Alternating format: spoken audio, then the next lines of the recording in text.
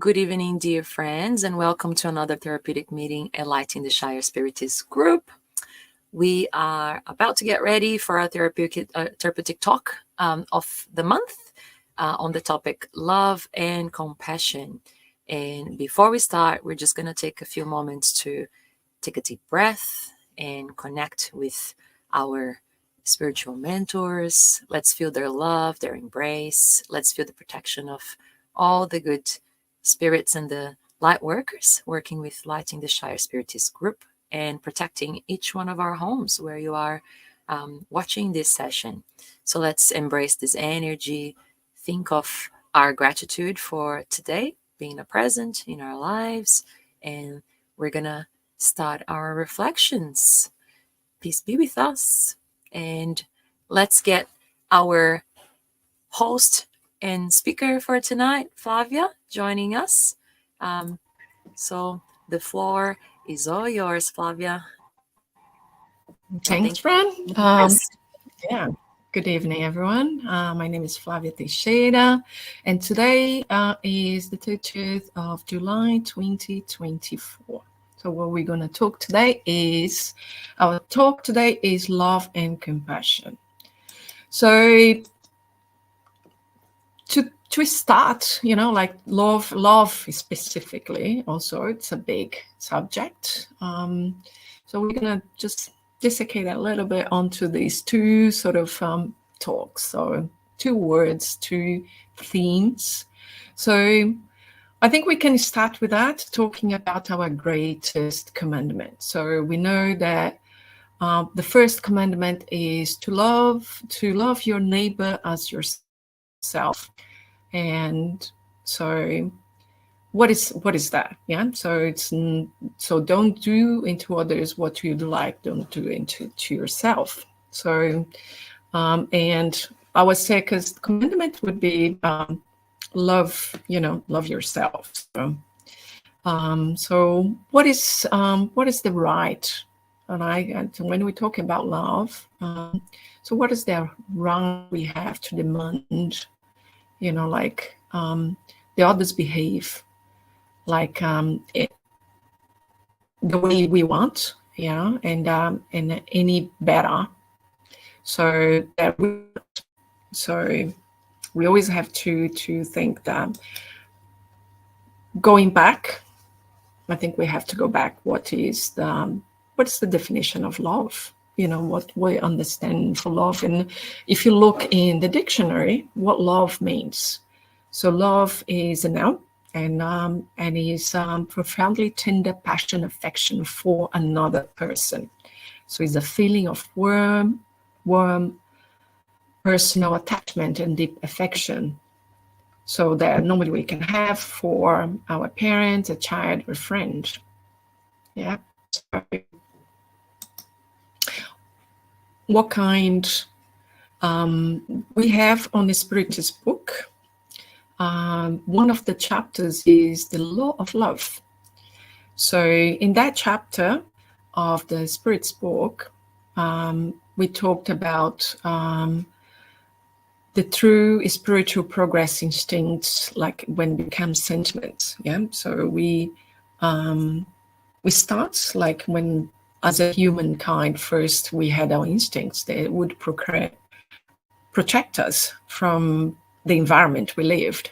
As we evolved, and also I think the conditions of living have evolved too. So if we look ourselves since primate stages of a human being to the stage we are now, how society has changed, and our needs has changed, and the way we behave has changed. So initially we instincts with that to protect ourselves, and some of these instincts also became sentiments. So love is one of the finest, I would say, sentiments that exist. And for that, so we also can say that love is a divine essence, and everyone, and from the most humble to the most elevated person, has the spark of this sacred fire, and that lives in the bottom of our hearts. So everyone has the love in ourselves. So the love sometimes, can become restricted and to our immediate circle, generally friends, and relatives, and sometimes can, become indifferent to all the others. So we tend, that's I suppose that one of the things we have, we tend to, amongst our circle, we tend to, express this sentiment, this feeling, and restricting that to, I would say, all surroundings sometimes. What kind of loves, what type of loves do you have? Love exists between a man and a woman, or between, either genders or same genders, wherever it is. So it can be our love, the type of love can be our family members. We can have love for the animals, nature, parents and kids, friends. We can have a love for sports, for certain hobbies, for our profession. Sometimes we can have also love regarding to our lifestyle. So, and then we go to the word. So love, it's a very general, is this feeling, is this sentiment that we have. And what is compassion? So when you go to the dictionary and try to understand compassion, so what is compassion? So it's being sympathetic, conscious of others' distress together with the desire to alleviate it. In the Latin word, pati, so it comes from com and pati, which means bear and suffer. Compassion is, we can say, is in human interactions, is the feeling of empathy, and is the first step to build this social connection. And in contrast with empathy, compassion is characterized by the feelings of warmth, concern, and care for all others, as well as the strong motivation to improve their others' well-being. So we normally tend, like we know in Spiritism, we talk about charity, like without charity, there is no salvation. And I think with charity, it comes, compassion is a very important of the kind of, like when we're doing charity, compassion is a very important thing. On the Spirit's books, I think on question 6660 talks about that feeling of, like people talk about when we're helping others, sometimes we help, we kind of judge like people sometimes when we are on the process of helping other people or having, like doing some charity. So I think compassion is very important when we're doing this kind of work, or when we're putting ourselves to help others from the good of our hearts. So compassion is the virtue which draws you closer to the angels. So it's and is the sister of true charity, which is also conducts to God. And allow our hearts to be moved by compassion before the spectacle of the miseries of suffering of your fellow creatures. Your tears will act as the balm on their wounds, and will shed out of sympathy, will restore the hope and resignation. So I think when we're acting, especially when we're doing charity, it's very important to have compassion for our fellows that we are actually working and helping.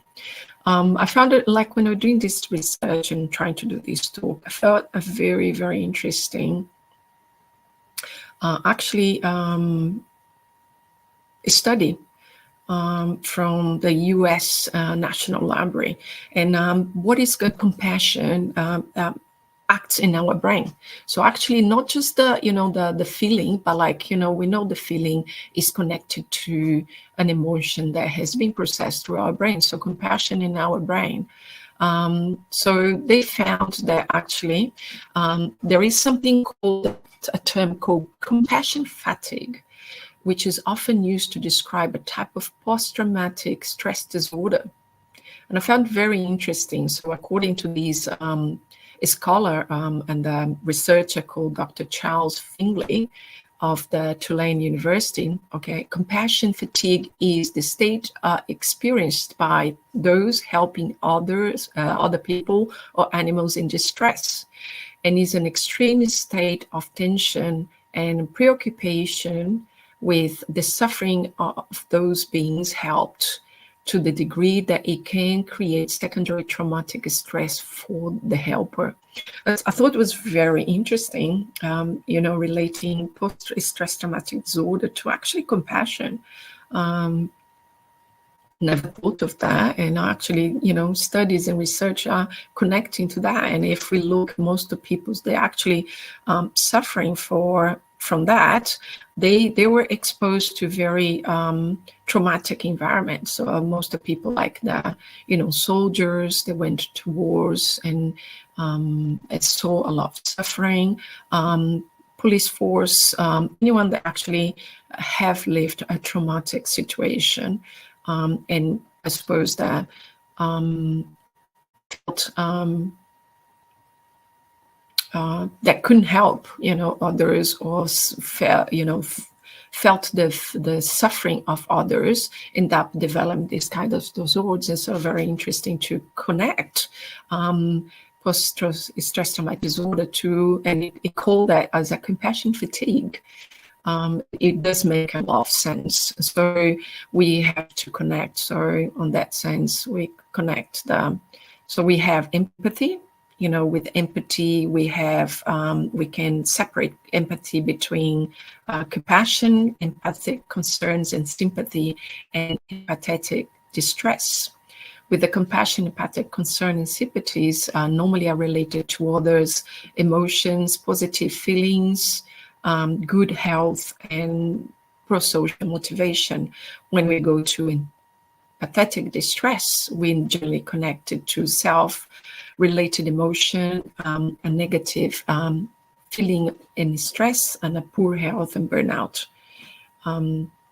So also connected to the compassion in our brain, we can say that compassion increases an activity in the areas of the brain involved in dopaminergic reward and oxytocin related affiliation processes, and enhances positive emotions in response to adverse situations. So the neural networks activated when people feel compassion towards others activated brain areas linked to reward processing and are full of receptors for oxytocin and vasopressin. So these neuropeptides are crucial in attachments and bonding. Compassion does not fatigue. It's neurological rejuvenating. So that was, I remember actually quite a few talks in different, spiritist talking there about people that actually help others, what it does to ourselves, and actually help others is help us actually, when we're helping others, we actually end up benefiting more from these help than actually than the person that's actually we're helping, which is very, very good. And compassion is actually also activate these chemicals in our brains that help us. So how can we cultivate compassion? What we can help us to cultivate compassion. So one of the things that can help us cultivating compassion is techniques, studied well techniques, they found that the mindfulness meditation programs actually can help to cultivate compassion. So even with these sort of short periods of compassion training, most of people end up continuing to feel empathy for the suffering of others and gain the capacity of feel positive emotions without feeling distress. Very interesting. I think that these days, and we see a lot more into, let's say, social media and every sort of social platforms that we're connecting, how many people working in mindfulness and meditation programs, helping us to distress our daily lives, but understand that it also helps with compassion. So feeling, be grateful for what you have, and situations that happen in our life. Sometimes even when the situations are not a positive ones, we should be grateful, because from every situation that happens in our lives always bring us some sort of learning. It's always like understanding that life is a learning process. Help us to evolve ourselves, and evolving ourselves, we always help us to understand life and feel grateful for what we have. So meditation programs, it's so many available around the internet. So choose something that help us. Also, many studies demonstrate that compassion training leads to long-lasting changes in attitude and behaviors toward other people that transcend specific situations in which compassionate feelings are evoked. And it is, everything in life is, it's a mindset sort of a training. So I think with compassion, sometimes we cannot relate to the person, and understanding that every person has a different journey in life, accepting that people will not behave the way we behave ourselves. We sometimes expect people to behave the way we behave, but everyone is different. Everyone has a different life story, a different lifeline, a different life experience. So I think compassion is very important to accepting people's different journeys, and feel empathetic towards their life story, their life journey, and understanding that compassion is understanding that everyone is different, and everyone will have their moments. They might not be in the same stage of evolution or perception, wherever you can call, but I think compassion is a very important sentiment that help us to help others. So we can go back to, I think I always go back to someone that, for me, is a very, I'd say, master of compassion, I'd say. For me, Mother Teresa of Calcutta, her work, her life, and her story, it's a compassion sort of example. So Mother Teresa says, if you judge people, you have no time to love them. And it's very important. Yeah. So love and compassion are very connected. So so we have to have compassion to other people, and to be able to love them, understanding their flaws, their struggles. We will be able to accept the way they are. And I think that one of the, Mother Teresa's lines, she says that not all of us can do great things, but we can do small things with great love. Another Mother Teresa quote is, "The most terrible poverty is loneliness and the feeling of being unloved." So, and it's true, I think the world these days, I think the biggest problems and these turn into feelings is the loneliness. Most of the people are depressed, and depression is a big word in the world, and it's because people feel lonely. Even sometimes people live in an environment, they have families, they have partners, and they still feel lonely. So and I think compassion and love help us a lot to overcome these kind of feelings, because when you start to love and help others, you will start to feel and be grateful for the love that you are surrounded. So it's not another quote from Mother Teresa, and it say, "It's not how much we give, but how much love we put into giving." And so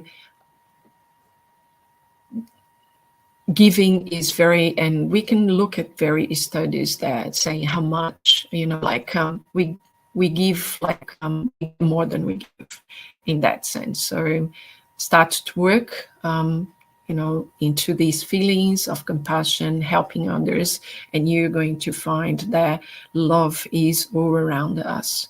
So love is the fruit in season at all times and within the reach of every hand.